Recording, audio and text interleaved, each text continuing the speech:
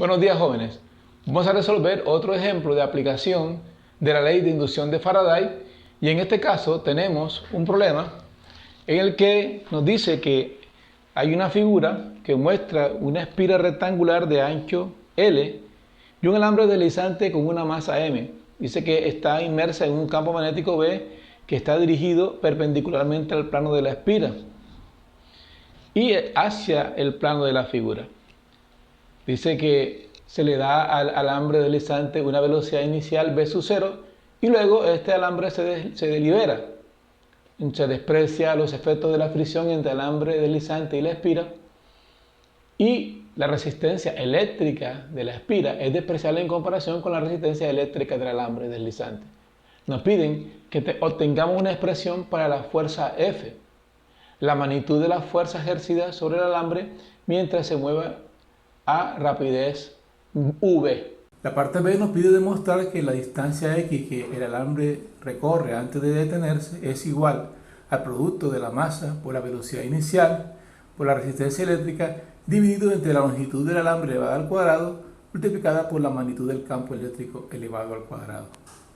Para resolver este problema debemos tener en cuenta la ley de inducción de Faraday, que nos dice que la F inducida es igual al negativo del cambio temporal de flujo magnético.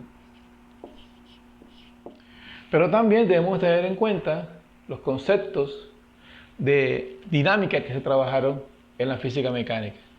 Aquí nos damos cuenta que a medida que esta varilla está moviendo hacia la derecha, como vimos en el ejemplo número 1, dado la ley de Lenz, debido a que el campo magnético es constante, pero el área comienza a aumentar a medida que la varilla se mueve para la derecha, debe aparecer por ley de Lenz un efecto que evite el crecimiento del flujo, porque al aumentar el área, el flujo aumenta.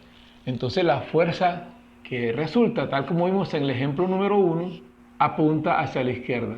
Es decir, que si hacemos la sumatoria de fuerzas, este es igual al producto de la masa de la varilla por la aceleración a la que es sometida. Dado que la partícula se mueve para la derecha y la fuerza hacia la izquierda, esta expresión, esta aceleración, va a tener aquí signo negativo. ¿Y a qué es igual esta fuerza? Lo vimos en el ejemplo número 1. La fuerza es igual a I por L por el campo magnético, dado que el vector L es un vector que apunta en la dirección de la corriente. En este caso, para que esta fuerza apunte hacia la derecha, la corriente I tiene que ir en este sentido. En la varilla tiene que atravesarla de abajo hacia arriba y ella circula en este circuito en dirección contraria al reloj. Y el vector B apunta hacia dentro del tablero. Entonces estos vectores son perpendiculares, por lo tanto la magnitud de la fuerza se puede expresar así. Pero también vimos en el ejercicio anterior que I es igual a E sobre R. Y esta E, lo obtuvimos en el ejercicio anterior también, era igual al producto del campo magnético por la longitud L por la velocidad dividido entre R.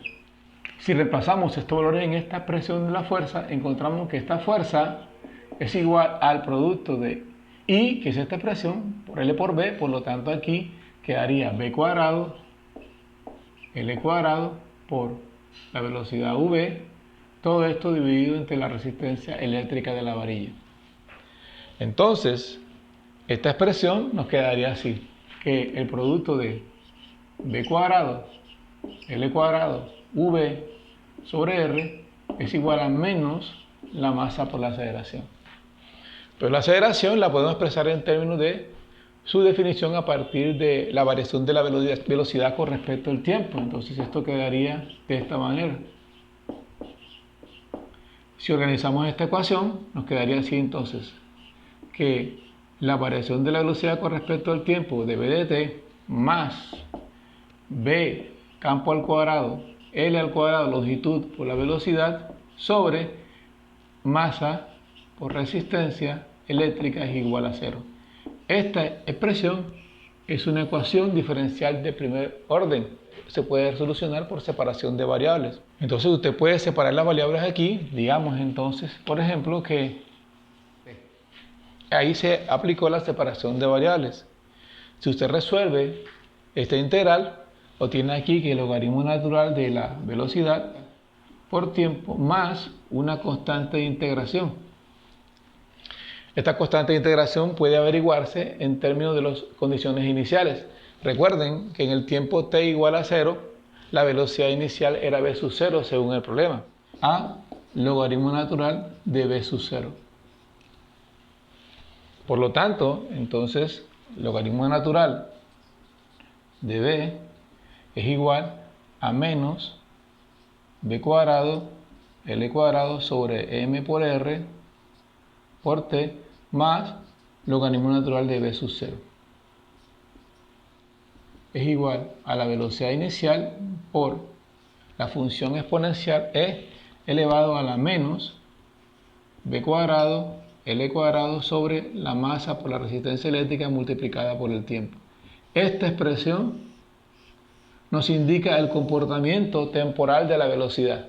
Pueden darse ustedes cuenta que la velocidad comienza a disminuir dada la expresión negativa en el exponente de la función exponencial. La parte D nos pide que calculemos la distancia recorrida por la varilla antes de detenerse. Esta distancia en el problema la llaman X. Tenemos esta expresión. Aquí la aceleración no es constante, es decir, no podemos aplicar las ecuaciones cinemáticas del movimiento uniformemente acelerado. Es necesario, por tanto, utilizar aquí integración para poder encontrar la distancia. Sabemos que v es igual a dx dt. Entonces, dx por dt. Entonces aquí podemos integrar. Tenemos que x es igual más la constante de integración que tenemos que hallar. Entonces esto se puede hacer aquí por sustitución. Te basta con hacer unos cambios de variables aquí y encontramos que x es igual a. Nosotros tenemos igual que x es igual a menos b sub 0 más la constante de integración. ¿Cuáles son las condiciones iniciales? Que cuando t igual a 0, la posición inicial es 0. Si t es igual a 0, esto es un 1, esto es un 0, por lo tanto la constante es igual a. Por lo tanto la expresión para x se puede escribir simplificado así. Este será entonces un factor común, b sub 0. Esta es la expresión para la distancia recorrida. Entonces cuando t es un tiempo muy largo en el cual ya la varilla se ha detenido, esto sería 0 y entonces x nos quedaría igual a. Y esto era lo que nos pedía resolver el problema y ahí damos por terminado el ejercicio.